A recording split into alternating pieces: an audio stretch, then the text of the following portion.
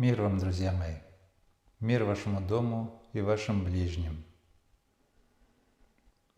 Сегодня мы продолжим затрагивать любопытную для многих тему, и которую мы коснулись в предыдущей встрече. Славда Эланора спрашивает. Одна сестра предостерегла меня по поводу чтения эзотерики. Она сказала, что можно подсесть на контакт, как с ней и случилось. И читать следует с ее слов только первые книги этих людей. И в скобочках она поясняет: Синельников, Сидоров, Кираэль. Потому что потом они уходят от духовности и ударяются в материальное. Это правда? И если это так, то как тогда читать эти книги, не попав на контакт при этом?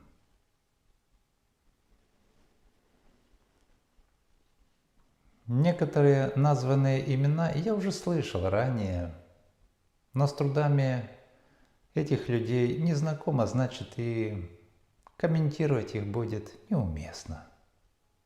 Всевозможной литературы с необычной, привлекательной информацией к этому времени появилось очень много. Но вам самим необходимо сделать собственный выбор. Знакомиться ли с содержанием какой-то книги и насколько доверяться тому, что вам станет известным. Вы все находитесь на разных ступенях развития, и будет неправильно рекомендовать что-то, что может подразумеваться как наилучшее. Для каждого из вас является наиболее благоприятная возможность суметь подняться на очередную, именно для вас, ступень, а не возможность умудриться всем попасть на некую одну наивысшую ступень. Такой для многих прыжок через несколько ступеней не только не получится, но и совершенно бессмыслен. Вы не обладаете качествами, которые способствовали бы одинаковому восприятию какого-то одного обстоятельства или конкретного факта. Поэтому одной и той же реакции на какое-то явление от вас ожидать будет неумно. Вам крайне важно учиться делать свой собственный выбор и шаг. Такой самостоятельный выбор является важным элементом в процессе развития человека. Одно и то же содержание какого-то эзотерического текста способно совершенно по-разному сказаться на разных читателях. То, что на одного повлияло положительно, на другом может сказаться негативно. И наоборот. Сказавшееся на ком-то негативно для другого вполне может оказаться полезным. Вы все разные, и одинаковых последствий не будет. В таких текстах может быть как что-то интересное, так и масса того, что к истине не будет иметь никакого отношения. Содержание таких книг будет иметь разную степень правильности, что будет располагать к привлечению внимания людей с разной степенью духовной зрелости. Но даже то, что истиной не является, вполне может кого-то подтолкнуть в направлении к истине. К негативным последствиям приводит не содержание текста, а то, как человек начинает пользоваться узнаваемой информацией.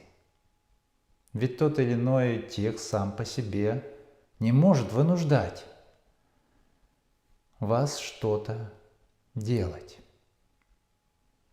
Через текст вы лишь с чем-то знакомитесь, а к негативным последствиям способны привести только ваши собственные усилия, основанные на каком-то вашем, отличающемся от других понимании. Отвечая на такой ваш вопрос, я сейчас вижу очень важным рассказать о характерных особенностях, лежащих в основе появления всевозможной эзотерической информации. Надеюсь, это поможет некоторым из вас точнее сориентироваться в этот ответственный период бурных, судьбоносных событий. Проявляемая вами заинтересованность в области ранее неведомых вам познаний относительно особенностей человека и законов природы, мира Вселенной и жизни за пределами планеты Земля сама по себе является нормальной. Всякое стремление разобраться в том, что является загадкой, и тем более, что уже начинает будоражить любопытство, всегда является благоприятной основой прогрессивного мышления. Но в жизни людей есть одно обстоятельство, которое играет весьма значительную роль. Вот здесь и начинается самое непростое. Это обстоятельство пока еще продолжает у многих вызывать сомнения, так как еще не получило научного подтверждения. И связано оно с наличием иной, отличной от человека разумной жизни во Вселенной. Более того, уровень развития такого иного разума на порядке превосходит уровень развития самого человека, что способно позволить представителям земного разума пробовать законным образом воздействовать на человека с определенной целью. Могу сказать, что все основные учения эзотерико-мистического характера, а также многое из того, что относится к религиозной тематике, появилось на Земле именно с их активным участием. При этом они использовали некоторые особенности мира материи, которые человеку пока неизвестны, и которые человек пока еще склонен воспринимать как чудо. Именно эти проявления и становились особым движущим таинством, которое способно помогать быстро утверждать определенные вспомогательные ориентиры. Так как человеческое естество прежде является чувственным, то с логическим мышлением у него неизбежно должны быть определенные характерные затруднения, с чем неизбежно связано значительное затруднение в осмыслении вами какой-то совершенно новой информации. Присмотритесь к тому, как вы воспринимаете какую-то новую информацию. Вы ее тут же сравниваете с той, которая у вас уже есть. По определенной причине, связанной с особенностями вашего чувственного мира, вы проявляете склонность доверяться какому-то типу информации, которая вам оказалась по нраву. Даже если никаких точных доказательств, способных однозначно подтвердить правильность такой информации, у вас нет. Если вы пока еще имеете полное доверие к такой информации, которой уже руководствуетесь, то вы способны совершенно бездумно, легко отметить любую иную информацию аналогичного характера как однозначно неправильную, только лишь по причине того, что она всего лишь отличается от той, которой вы пока еще дорожите. А ведь это знаковая специфическая особенность псевдоразумных проявлений. Такой особенностью вы пользуетесь все, независимо от имеющегося образования и занимаемого места в общественной деятельности. Поэтому успеть за благоприятное время утвердить в каком-то сообществе нужные информационные ориентиры для представителей неземного разума оказалось возможным только с помощью того, что человек мог бы воспринять как чудо.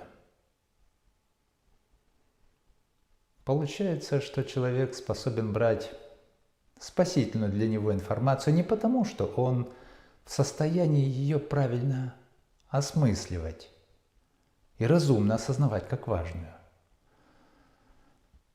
а потому, что эта информация была подкреплена чем-то ошеломляющим и пугающим. А ведь такое своеобразное чудо могут показать не только те, кто действительно способен оказывать полезную помощь.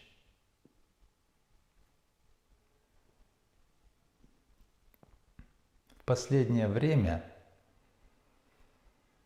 когда у человека значительно уменьшились страхи относительно неведомого, отчего еще больше возросло любопытство и решимость к соприкосновению со всем этим неведомым, резко и масштабно увеличилось и количество всевозможных так называемых контактов с какими-то неизвестными источниками разной информации.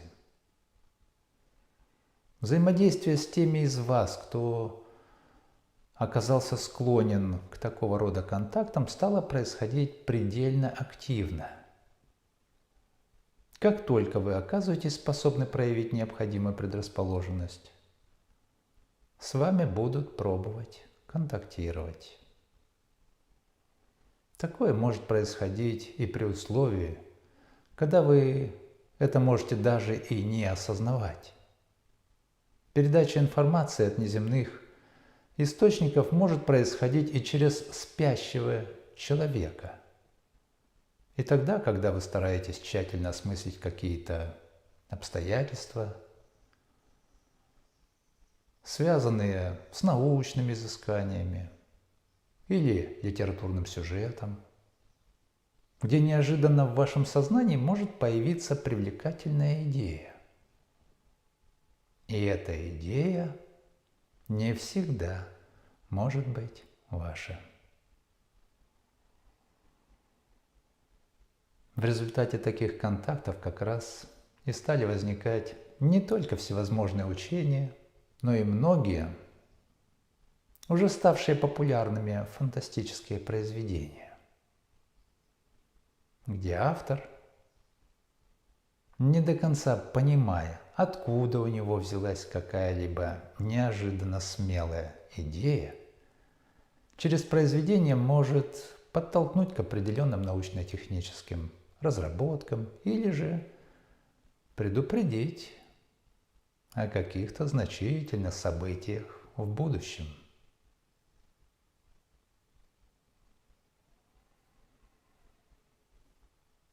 Но в согласии с уже утвердившимися в среде представителей неземного разума законами, регламентирующими такое воздействие, даваемая вам информация не должна носить характера, когда она способна значительно влиять на изменение естественного хода развития человеческого общества.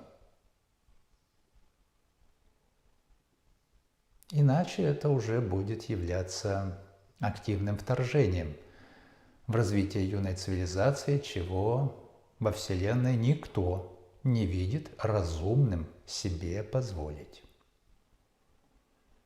Поэтому вся поступающая к вам информация не будет касаться того, от чего прямо зависит процесс вашего развития. Относительно этого процесса такая информация может иметь только общий намекающий характер, что позволит сохранить за человеком свободное право самостоятельно размышлять и находить правильное решение.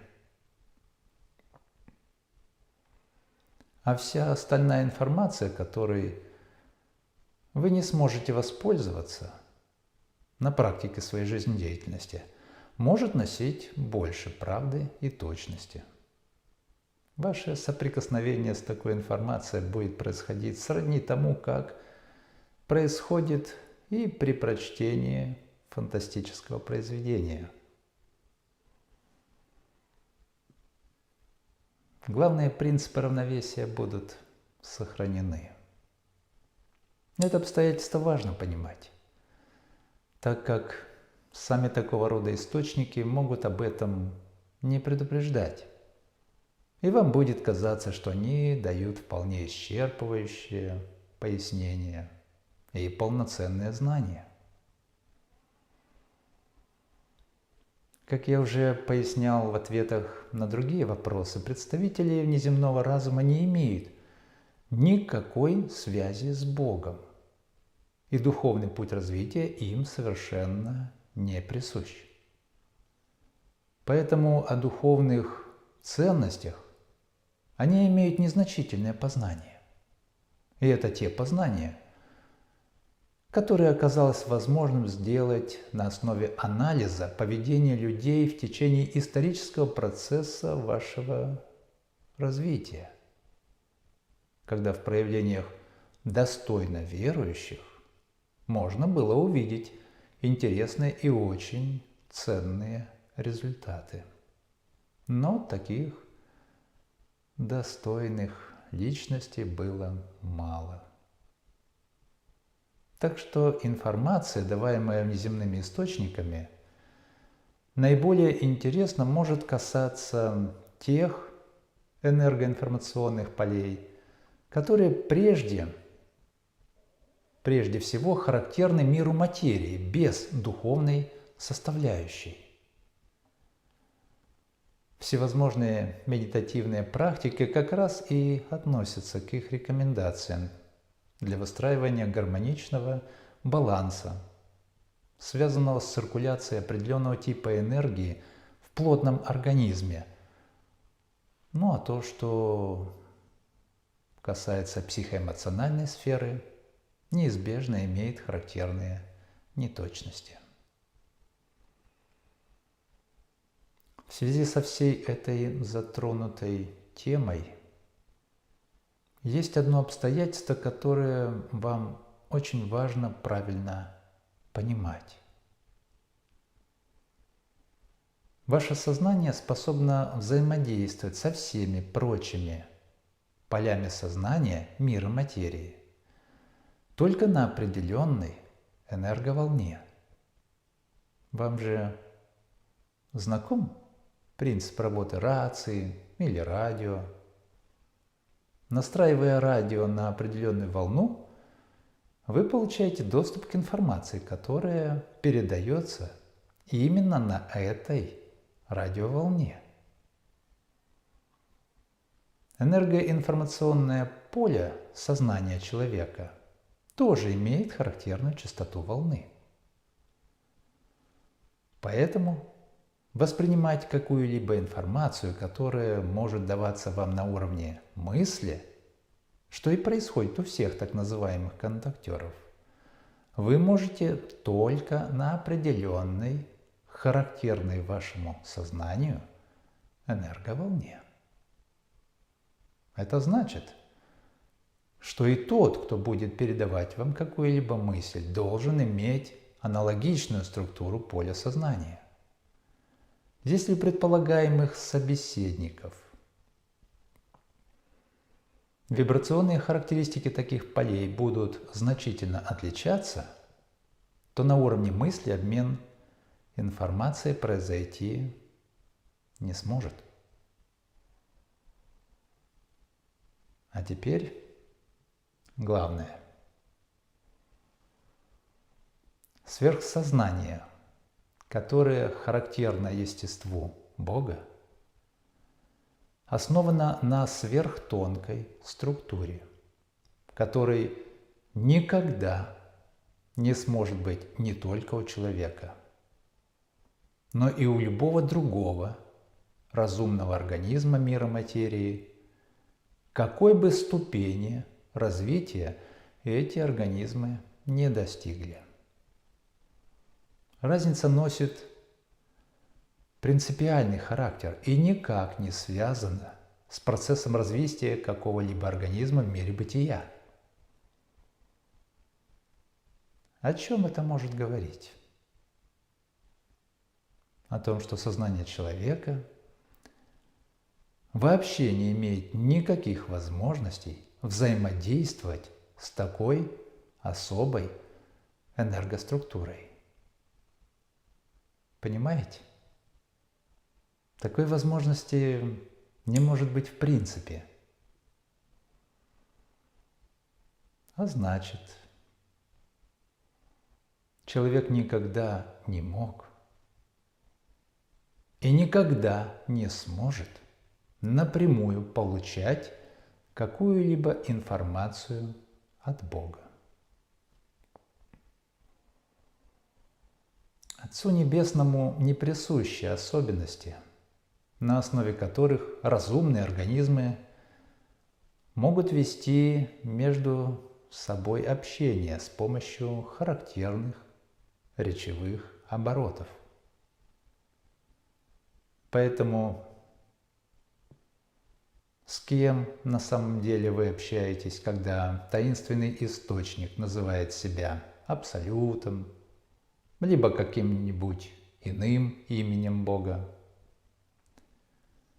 Большой вопрос.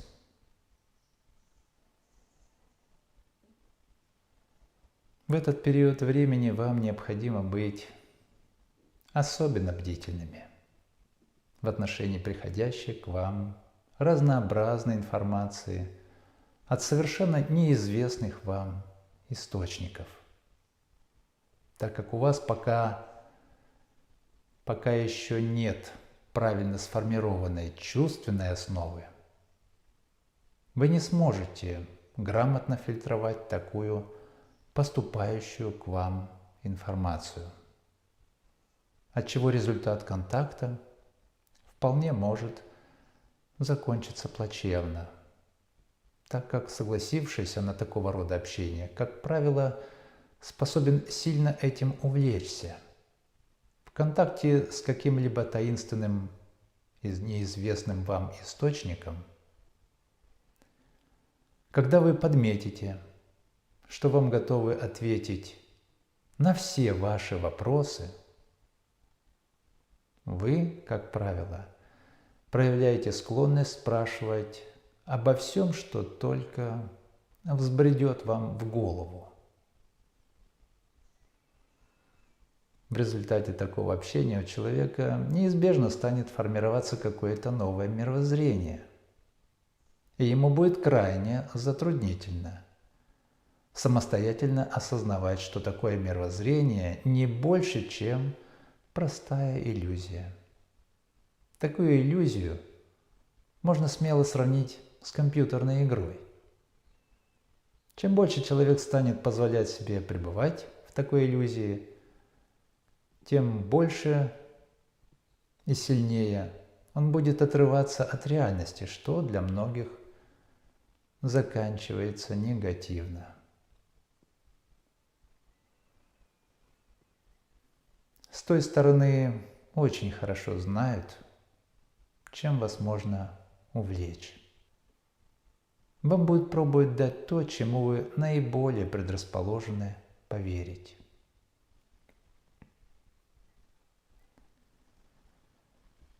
Нельзя дать подсказку, как не попасть на контакт при прочтении той или иной литературы. Способность общаться на уровне мысли является нормальным явлением в развитии вашего сознания и психики. И чем дальше вы продолжите развиваться, тем больше будет проявляться такое умение. Избежать процесса раскрытия возможности такого общения вам не получится. Но пока все это не подкреплено должной духовной зрелостью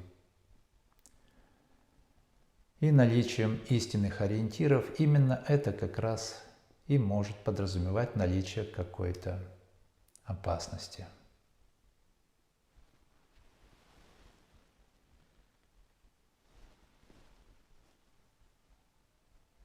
Помните, что начало таких контактов само по себе не может быть опасным, даже если вы стали общаться с враждебным вам источником. За вами всегда изначально будет оставаться выбор свободным. От того, как вы станете относиться к такой новой для вас информации, и от того, как глубоко вы позволите себе погрузиться в открывающийся объем новых условных познаний, уже может рассматриваться и вероятность опасности. На такого рода контакты достаточно легко могут попасть и глубоко верующие люди, когда им может подуматься, что с ними стал общаться кто-то из уже известных святых. Вот только с той стороны неизвестный источник вполне может представиться любым именем. Немного добавлю, что некоторые достойно верующие, независимо от того, канонизировали их или нет, знают ли о них многие или нет, вполне могут быть оставлены в помощь живущим.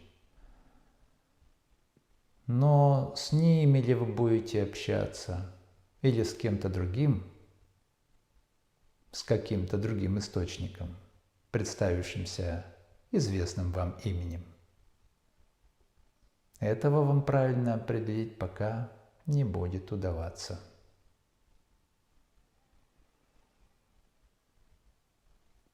Имейте в виду, представители внеземного разума вполне могут создавать видимые вами священные образы, что способно заметно располагать вас к доверию.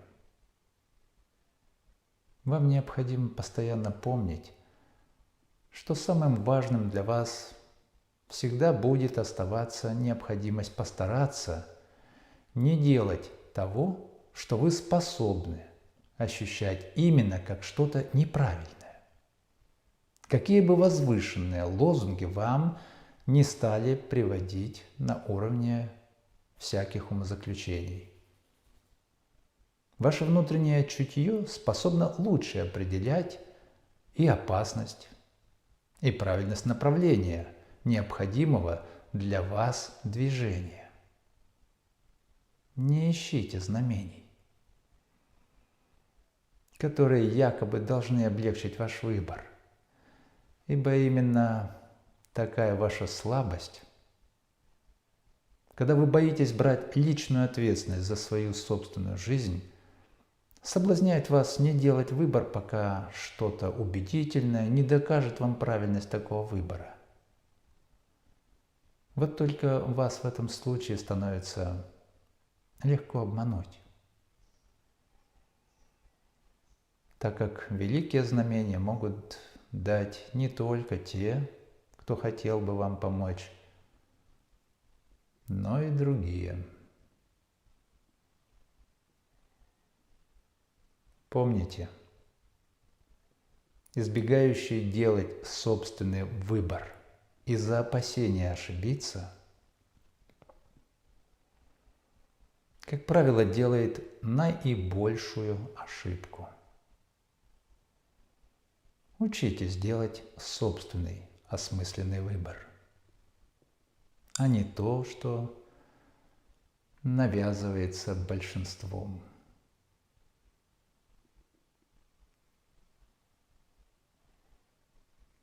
Благостных вам дней, друзья! До встречи!